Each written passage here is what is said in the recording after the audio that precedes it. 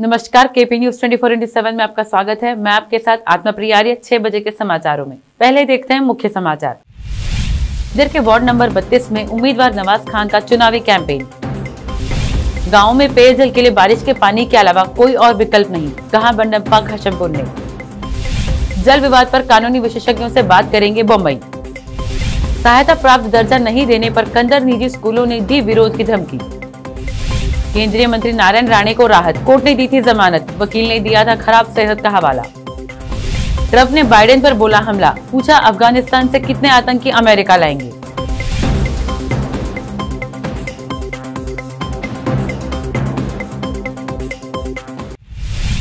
अब समाचार विस्तार से देखते हैं स्थानीय समाचार। बीदर शहर के वार्ड नंबर 32 में नामांकन दाखिल करने के बाद से जनता दल एस के उम्मीदवार मोहम्मद नवाज खान लगातार दौरा कर वार्ड के लोगों से मिलकर उनकी समस्याओं की जानकारी ले रहे हैं। साथ ही वहां अपने लिए लोगों से समर्थन करने की अपील कर रहे हैं। खान ने कहा कि वार्ड में रह रही समस्याओं को जल्द से जल्द ठीक करेंगे और वार्ड के लोगों को मूलभूत सुविधाओं के लिए तरसना नहीं पड़ेगा। वार्ड के लोगों ने खान का स्वागत किया और उनको ही समर्थन देने का आश्वासन दिया। इस अवसर पर खान के समर्थक आदि थे।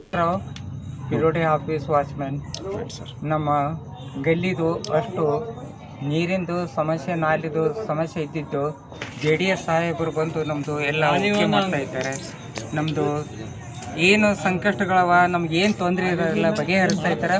ಅವರಿಗೆ ನಾವು ಓಟು ಕೊಡ್ತೇವೆ. ನಮ್ಮ ಬೆಂಬಲ. जनता दल एस के विधायक, जनता दल के नेता और बीदर दक्षिण के विधायक बंडप्पा घाशमपुर ने कहा कि बीदर नगर सभा के बाहर गांवों में बारिश के पानी पर लोग निर्भर हैं। पीने के पानी का दूसरा कोई विकल्प नहीं है। वह तालुका पंचायत में पेयजल परियोजनाओं पर टास्क फोर्स की बैठक में बात कर रहे थे। उन्होंने कहा कि पिछले साल पेयजल की किल्लत पेश आई थी, लेकिन हम अनुदान का उपयोग कर समस्याओं से निपटे थे। ऐसे में पेयजल की समस्या से निपटना कठिन हो रहा है, इसलिए मुख्यमंत्रियों से स्केर्सिटी को और अधिक सब्सिडी देने की अपील करने की बात कही। इस अवसर पर विधायक रहीम खान, विधान परिषद रघुनाथ मलकापुरे, अरविंद अरली, तालुका पंचायत के कार्यकारी निदेशक शरद कुमार, ग्रामीण पेयजल और स्वच्छता विभाग के सहायक निदेशक ए अशोक वांगेपल्ली आदि उपस्थित थे। देखते हैं समाचार राज्य की। मुख्यमंत्री बसवराज बोम्मई आज नई दिल्ली के लिए रवाना हो रहे हैं। राष्ट्रीय राजधानी में कानूनी विशेषज्ञों के साथ अंतर्राज्यीय नदी जल विवादों और मेकेदातु संतुलन जलाशय परियोजना पर चर्चा करेंगे। उनके मंत्रिमंडल में 4 रिक्त पदों को भरने पर विचार विमर्श करने के लिए भाजपा के केंद्रीय नेताओं से भी मिलने की संभावना है। कन्नड़ माध्यम के निजी स्कूलों ने 15 सितंबर के बाद विभिन्न चरणों में विरोध करने की धमकी दी है। अगर सरकार 1995 के बाद स्थापित स्कूलों को सहायता प्राप्त स्कूलों का दर्जा देने में विफल रहती है। पंजीकृत unaided private school management association ने येदियुरप्पा के नेतृत्व वाली सरकार के सामने पहले भी यही मांग रखी थी, लेकिन उनकी मांगे पूरी नहीं की गई। एसोसिएशन ने कहा कि हजारों शिक्षक बिना वेतन प्राप्त किए पढ़ा रहे हैं और हर दिन सरकार के हस्तक्षेप का इंतजार कर रहे हैं। अनुसूचित जाति, किसानों और प्रगतिशील संगठनों के एक संगठन आहार नम्मा हक्कू ने राज्य सरकार के गौहत्या विरोधी अधिनियम को वापस लेने की मांग करते हुए दावा किया है कि यह अल्पसंख्यक समुदायों पर प्रतिकूल प्रभाव डाल रहा है। फोरम ने कहा कि कर्नाटक वध रोकथाम और मवेशी संरक्षण अधिनियम 2020 ने अनुसूचित जाति, आदिवासी, मुस्लिम और अन्य अल्पसंख्यक समुदायों के लिए आजीविका और आवश्यक पोषण स्रोत को छीन लिया है। फोरम के सदस्यों ने कहा, गौ मांस एक पोषक तत्व से भरपूर भोजन है जो एनीमिया और vitamin A, B complex, zinc और प्रोटीन की कमी को दूर करने में मदद करता है। इसलिए हम मांग करते हैं कि चुनी हुई सरकार आजीविका, पोषण और मानसिक स्वास्थ्य को हुए भारी नुकसान का संज्ञान ले, जो इस खराब सोच वाले अधिनियम के परिणाम स्वरूप हुआ है। हम इसे तत्काल वापस लेने की मांग करते हैं। खनन और भू विज्ञान मंत्री हलप्पा आचार्य, जिनका कार्यालय उनके पदभार संभालने के बाद से पूरी तरह से काम नहीं कर रहा था, अब गतिविधि से गुलजार है। मंगलवार को मंत्री ने विधान सौध की 3री मंजिल पर अपने कार्यालय के सुचारू संचालन के लिए एक निजी सचिव सहित सभी आवश्यक कर्मचारियों को नियुक्त किया। हलप्पा आचार्य ने नंद कुमार को अपना निजी सचिव नियुक्त किया है, जिन्होंने पहले दिनेश गुंडू राव के साथ काम किया था, जो बाद में खाद्य और नागरिक आपूर्ति मंत्री थे। अश्वत्थ नारायण, जिन्होंने मंगलवार को गुलबर्गा विश्वविद्यालय द्वारा आयोजित नई शिक्षा नीति 2020 पर एक दिवसीय संगोष्ठी में भाग लेने के लिए कलबुर्गी की अपनी यात्रा के दौरान कहा कि कर्नाटक नई शिक्षा शुरू करने वाला देश का पहला राज्य है। वर्तमान शैक्षणिक वर्ष से नीति लागू होगी। यह डिग्री, पोस्ट ग्रेजुएट और डिप्लोमा कोर्स के प्रथम वर्ष के छात्रों के लिए लागू होगा। नई शिक्षा नीति के तहत छात्रों को पढ़ाने की व्यवस्था की गई है। मंत्री ने कहा कि कुल 8 लाख छात्रों ने पीयूसी द्वितीय वर्ष की परीक्षा उत्तीर्ण की है। उनमें से 7 लाख छात्र उच्च शिक्षा प्राप्त कर सकते हैं। राज्य सरकार के इस दावे से संतुष्टि नहीं है कि सितंबर के अंत तक स्कूल की पाठ्यपुस्तकों की चरणबद्ध तरीके से आपूर्ति की जाएगी। कर्नाटक उच्च न्यायालय ने मंगलवार को कहा कि छात्रों के पास पाठ्यपुस्तकें होनी चाहिए और कहा कि तभी उपस्थिति और शिक्षा प्रदान करना सार्थक होगा। अदालत ने आगे कहा कि पाठ्यपुस्तकों के बिना उपस्थिति उद्देश्यहीन होगी। सरकार को सरकारी और सहायता प्राप्त स्कूलों में कक्षा 9 और 10 के छात्रों को पाठ्यपुस्तकों की आपूर्ति सुनिश्चित करनी चाहिए और सुनवाई की अगली तारीख 30 अगस्त तक की गई प्रगति पर एक स्थिति रिपोर्ट प्रस्तुत करनी चाहिए। अब समय एक छोटे से ब्रेक का, जल्द लौटते हैं ब्रेक के बाद। हिंदुस्तान के हर कोने में हम हैं मौजूद। 24 घंटे हालात पर गहरी नजर, खबरों से जुड़े चुपते सवालात और आपको दिखाता है धार्मिक, सामाजिक, राजनीतिक, लोकल और इंटरनेशनल न्यूज की सबसे बेहतर कवरेज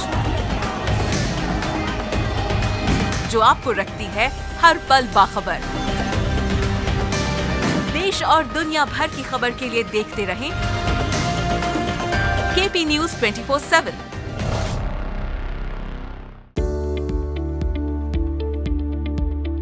बीदर के पहले Hindi news channel KP news 24/7 के लिए रिपोर्टर, एंकर और अनुभवी न्यूज राइटर की जरूरत है। मीडिया में काम करने का अनुभव रखने वाले लोग हमसे संपर्क कर सकते हैं। अनुभव के आधार पर तनख्वाह दी जाएगी। एंकरिंग के लिए फ्रेशर्स भी संपर्क कर सकते हैं। इच्छुक लोग केपी न्यूज 24/7 के कार्यालय शाहपुर गेट बीदर पर फौरी संपर्क करें या इन फोन नंबर्स पर कांटेक्ट करें 9945283920 और 9380190131।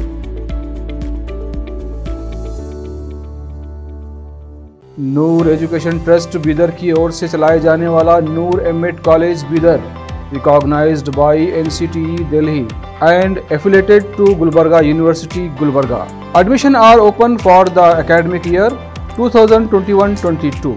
विशेषज्ञ और सक्षम शिक्षकों द्वारा शिक्षा प्राप्त करने के लिए नूर एमएड कॉलेज में दाखिला लें और शांत वातावरण में शिक्षा प्राप्त करें।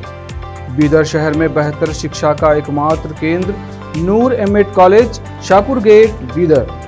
Phone numbers 9945283920, 8482221297।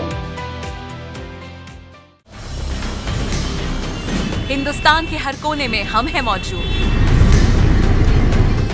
24 घंटे हालात पर गहरी नजर, खबरों से जुड़े चुपते सवालात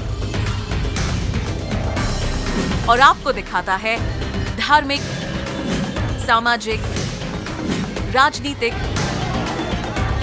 लोकल और इंटरनेशनल न्यूज की सबसे बेहतर कवरेज जो आपको रखती है हर पल बाखबर। देश और दुनिया भर की खबर के लिए देखते रहें केपी न्यूज 24/7। ब्रेक के बाद आपका स्वागत है। समाचारों का सिलसिला जारी रखते हुए देखते हैं समाचार देश और दुनिया के। केरल में कोरोना वायरस संक्रमण के नए मामलों में एक बार फिर भारी बढ़ोतरी दर्ज की गई है। यहाँ संक्रमण देश के सबसे तीव्र गति से बढ़ रहा है। बीते 24 घंटे में केरल में कोविड-19 के 24,296 नए मामले सामने आए हैं और 173 लोगों की मौत हो गई। इसके साथ ही कुल संक्रमितों और मृतकों की संख्या बढ़कर क्रमशः 38,91,984 और 19,757 हो गई। सोमवार को संक्रमण दर 15.63% थी, जो अब बढ़कर 18.04% हो गई। एक आधिकारिक विज्ञप्ति में यहाँ बताया गया कि सोमवार से 19,349 लोग संक्रमण मुक्त हो चुके हैं और कुल स्वस्थ होने वाले लोगों की संख्या बढ़कर 36,72,357 हो गई। केंद्रीय मंत्री नारायण राणे के खिलाफ पुणे, रायगढ़, नासिक में पुलिस में कई शिकायतें दर्ज की गई। नासिक और पुणे पुलिस की कम से कम 2 टीमों ने केंद्रीय मंत्री को गिरफ्तार किया था। आखिरकार कोर्ट ने जमानत दे दी है। राणे के वकील ने पुलिस कार्रवाई को बताया गलत। गिरफ्तारी से पहले पुलिस ने कोई नोटिस नहीं दिया था। केंद्रीय मंत्री और बीजेपी नेता नारायण राणे की गिरफ्तारी को लेकर सियासत गर्म हो गई। बीजेपी अपने नेता के पक्ष में खुलकर सामने आ गई है। राजधानी स्थित पार्टी मुख्यालय में संवाददाताओं को संबोधित करते हुए बीजेपी प्रवक्ता संबित पात्रा ने दावा किया कि महाराष्ट्र की सरकार में 27 ऐसे मंत्री हैं जिनके खिलाफ भ्रष्टाचार सहित कई अन्य मामले दर्ज है, लेकिन वह उनके खिलाफ कोई कार्यवाही नहीं कर रहे हैं, जबकि एक वक्तव्य देने के लिए एक केंद्रीय मंत्री को गिरफ्तार कर लिया जाता है। राणे की गिरफ्तारी पर उन्होंने कहा, यह गंभीर मामला है और चिंता का विषय है। यह एक तरह से लोकतंत्र की हत्या है। उन्होंने कहा कि कुछ शब्द नारायण राणे ने जरूर प्रयोग किए होंगे जिनसे बचा जा सकता था। अफगानिस्तान से अफगान सिखों और हिंदुओं को भारत लाए जाने के बाद केंद्रीय मंत्री हरदीप सिंह ने मंगलवार को नागरिकता संशोधन अधिनियम के महत्व को रेखांकित किया और कानून का विरोध करने वालों पर निशाना साधा। पुरी ने संवाददाता सम्मेलन में कहा कि 228 भारतीय नागरिकों समेत 626 लोगों को अब तक अफगानिस्तान से निकाल कर लाया जा चुका है। उन्होंने कहा कि अफगानिस्तान से 77 अफगान सिखों को लाया गया है। पुरी ने किसी का नाम लिए बिना संवाददाताओं से कहा, सीएए को लागू करने का विरोध कर रहे लोग आज इसकी कट ऑफ तारीख को 2014 से बढ़ाकर 2021 करने की मांग कर रहे हैं। केंद्रीय स्वास्थ्य मंत्री मनसुख मांडविया ने मंगलवार को कहा कि कोरोना वायरस महामारी के दौरान केंद्र सरकार राज्यों के साथ खड़ी रही है और केंद्र की आपातकालीन वित्तीय सहायता ने कोविड-19 का मजबूती से सामना करने में महत्वपूर्ण भूमिका निभाई है। स्वास्थ्य मंत्रालय के एक बयान के अनुसार उन्होंने यह भी कहा कि प्रधानमंत्री स्वास्थ्य सुरक्षा योजना तृतीय चिकित्सा देखभाल में क्षेत्रीय असंतुलन को दुरुस्त कर रही है और पिछड़े राज्यों में गुणवत्तापूर्ण चिकित्सा शिक्षा प्रदान कर रही है। उत्तर प्रदेश में 2022 में होने वाले विधानसभा चुनावों से सत्तारूढ़ भारतीय जनता पार्टी पर हमला तेज करते हुए कांग्रेस ने प्रयागराज में 2019 में आयोजित कुंभ मेले में व्यापक भ्रष्टाचार का मंगलवार को आरोप लगाते हुए कहा कि नियंत्रक एवं लेखा महापरीक्षक की रिपोर्ट ने प्रदेश सरकार का पर्दाफाश किया है। कांग्रेस विधान परिषद दल के नेता दीपक सिंह ने मंगलवार को पत्रकारों से बातचीत के दौरान आरोप लगाया कि कुंभ मेले के आयोजन में किया गया यह घोटाला उत्तर प्रदेश के इतिहास का सबसे बड़ा घोटाला है। सरकार ने न सिर्फ इतना बड़ा घोटाला होने दिया बल्कि इसमें लिप्त भ्रष्टाचारियों को 2.5 साल का समय भी दिया। अमेरिका के पूर्व राष्ट्रपति डोनाल्ड ट्रंप ने अफगान नीति को लेकर अपने उत्तराधिकारी जो बाइडेन पर निशाना साधा। ट्रंप ने चिंता जाहिर करते हुए कहा कि निकासी अभियान के जरिए बड़ी संख्या में आतंकवादी भी अफगानिस्तान से बाहर आ गए होंगे। ट्रंप ने कहा कि अफगानिस्तान से निकाले गए 26,000 लोगों में से केवल 4,000 अमेरिकी हैं और इस बात का कोई अंदाजा ही नहीं है कि निकासी अभियान में कितने आतंकी अमेरिका लाए गए। उन्होंने कहा कि बाइडेन ने अफगानिस्तान में आतंकवादियों के सामने घुटने टेक दिए। संयुक्त राष्ट्र मानवाधिकार प्रमुख मिशेल बैचलेट ने मंगलवार को कहा कि उन्होंने अफगानिस्तान में तालिबान के नियंत्रण वाले क्षेत्रों में बर्बरता से संबंधित पक्की खबरें मिली हैं, जिनमें आम लोगों और हथियार डाल चुके सुरक्षा कर्मियों को तत्काल मृत्युदंड दिए जाने तथा महिलाओं पर प्रतिबंध लगाना शामिल है। उन्होंने मानवाधिकार परिषद से अफगानिस्तान में लोगों के अधिकारों से जुड़ी स्थिति पर निगरानी के लिए साहसिक एवं ठोस कार्रवाई करने का आग्रह किया। उन्होंने कहा कि तालिबान आम लोगों और हथियार डाल चुके सुरक्षा कर्मियों को तत्काल मृत्युदंड दिए जाने समेत कई तरह के बर्बरता कर रहा है। अब समाचार फिल्मी दुनिया के। 56 साल के प्रकाश राज ने दोबारा की पत्नी पोनी वर्मा से शादी। बेटे की वजह से किया ये फैसला। देखते हैं खेल जगत के समाचार। बुमराह ने जो 10 गेंद का ओवर फेंका था जिसमें अधिकांश बाउंसर थी, लेकिन कोई भी गेंद एंडरसन के हेलमेट पर नहीं लगी। इस घटना के बाद खिलाड़ियों के बीच शब्दों का आदान प्रदान भी हुआ और एंडरसन भारतीय गेंदबाज की रणनीति से खुश नहीं थे। अंत में समाचार बाजार के। मोदी सरकार ने आज गन्ना किसानों के लिए बड़ा ऐलान किया। कैबिनेट ने आज गन्ने के लिए FRP बढ़ाकर 290 रुपए प्रति क्विंटल करने को मंजूरी दे दी है। फिर से एक नजर मुख्य समाचारों पर। बीदर के वार्ड नंबर 32 में उम्मीदवार नवाज खान का चुनावी कैंपेन। गाँव में पेयजल के लिए बारिश के पानी के अलावा कोई और विकल्प नहीं, कहा बंडप्पा घाशमपुर ने।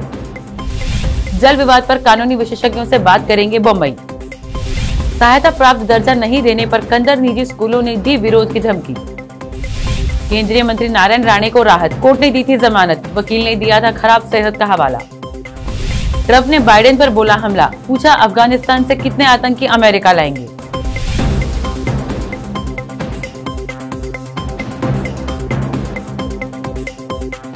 केपी न्यूज से फिलहाल इतना ही। देश प्रदेश के समाचारों के लिए जुड़े रहिए केपी न्यूज 24/7 से।